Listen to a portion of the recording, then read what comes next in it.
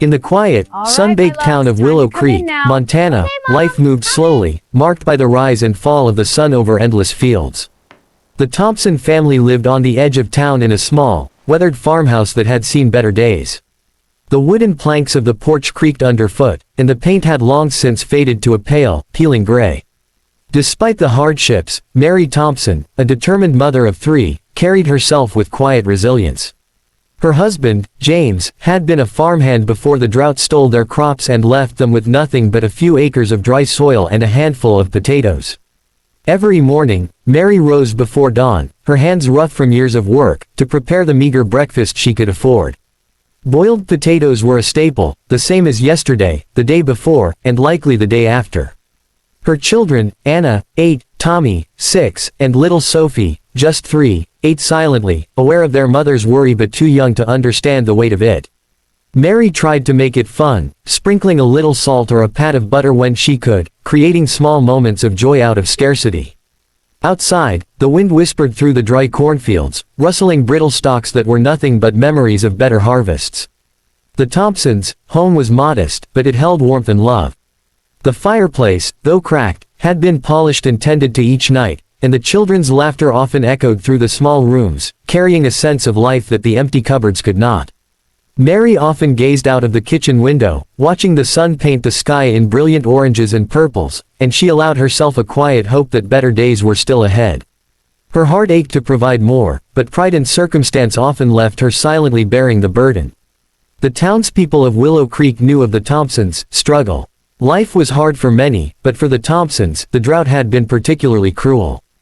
James wandered from farm to farm, doing odd jobs, bringing in coins that could barely cover the basics. At the market, Mary would barter a dozen eggs or a basket of vegetables for flour or milk, her fingers rough and stained, but always offering a polite smile to those who passed judgment on their poverty. She knew that appearances mattered in a town where everyone's eyes seemed to be watching. Still, even in their hardship, moments of beauty shone through. A stray puppy that wandered into their yard became a loyal companion to the children. A neighbor would sometimes drop off a loaf of bread or a jar of preserves, and the Thompsons would receive it with grateful hearts. Life, Mary reminded herself, was more than hunger, it was love, perseverance, and hope.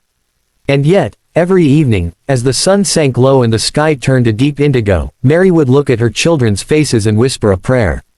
She longed for a miracle, something that could lift the weight of poverty from their small shoulders.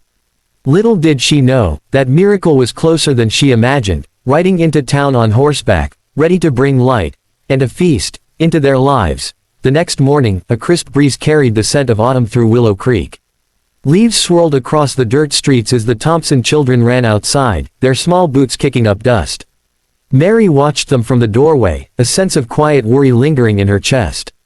It had been weeks since James had managed more than a few coins from odd jobs, and the cupboards were nearly bare. Just as she was about to call the children back inside, the sound of hooves clattering on the street caught her attention. A rider approached, a tall man on a chestnut horse, dust kicking up behind him. His hat shaded a friendly face, and his posture exuded confidence and ease.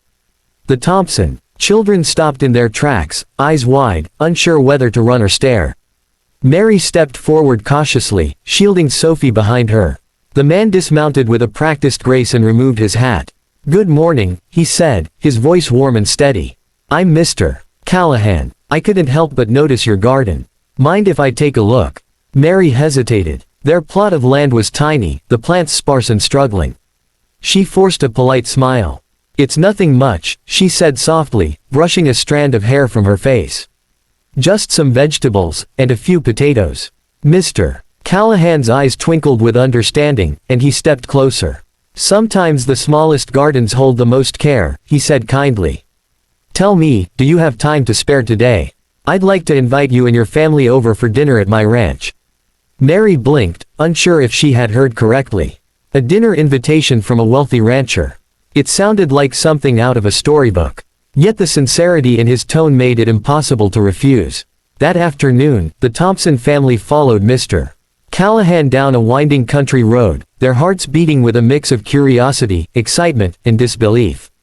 The distant sight of the sprawling Callahan ranch made their small farmhouse feel even tinier in comparison.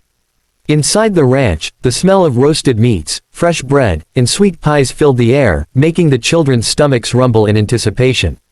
Mary's hands trembled as she helped the children to their chairs at a grand wooden table adorned with polished silverware and fine china. Mr. Callahan gestured for them to sit and pour themselves drinks, his movements relaxed and welcoming. When the meal began, Anna and Tommy's eyes sparkled with awe. They had never tasted such variety: roasted chicken, mashed potatoes, fresh corn, baked apples, and a pumpkin pie that smelled like cinnamon and home. Mary took a deep breath, savoring the aroma before taking a bite. The flavors were unlike anything she had tasted in months, rich, comforting, and overflowing. She glanced at Mr. Callahan, who smiled gently. "Eat, and know that it's a feast meant to be shared. No one should have to worry about hunger alone." As the meal went on, the Thompsons laughed freely, sharing stories and learning about the land, the ranch, and the man who had invited them with such generosity. For the first time in a long time, Mary felt a weight lift from her shoulders. The drought, the scarcity, and the endless struggle for survival faded, even if just for this evening.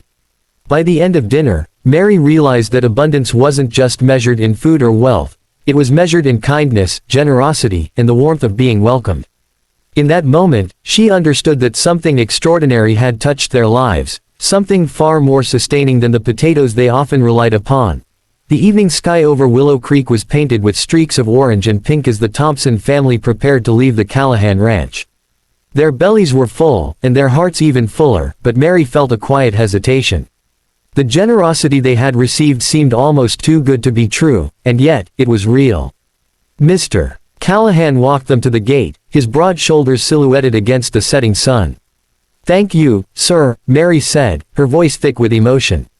"I don't know how to repay your kindness." Mr. Callahan smiled, shaking his head. "Kindness isn't something you repay, Mary. It's something you pass along. A feast shared is a lesson for the soul, and tonight, you've learned that lesson well." Tommy clutched Mary's hand tightly, glancing back at the glowing ranch house. "Will we come again?" he asked shyly. "You're always welcome, Mr. Callahan replied warmly. "Remember, generosity isn't about wealth. It's about caring, sharing, and lifting others when they're down."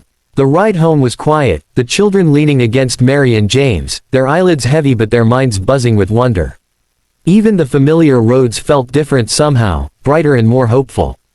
As they approached their small farmhouse, Mary looked at the worn wooden planks and the dry, empty garden, and she realized that the meaning of home had changed. It wasn't just a place of survival, it was a place where love, hope, and memories thrived, no matter the hardships outside. That night, after tucking the children into bed, Mary and James sat by the fireplace. The warmth of the flames mirrored the warmth in their hearts. "Do you think he'll come again?" Mary asked softly. James shook his head, a gentle smile tugging at his lips. "I think it's not about whether he comes again. It's about what he's shown us. We've seen generosity firsthand, Mary. That changes everything." For the first time in months, Mary allowed herself to dream. She imagined a garden that flourished, a kitchen filled with laughter and plenty, and neighbors who shared what they had without judgment or shame. She imagined her children growing up understanding that life's true wealth was measured in kindness, not money. The next morning, the Thompsons woke to the scent of boiled potatoes, as usual, but something was different. The food was the same, yet it no longer felt like a symbol of scarcity. It was a reminder of resilience and hope, of the feast they had shared and the generosity that had touched them.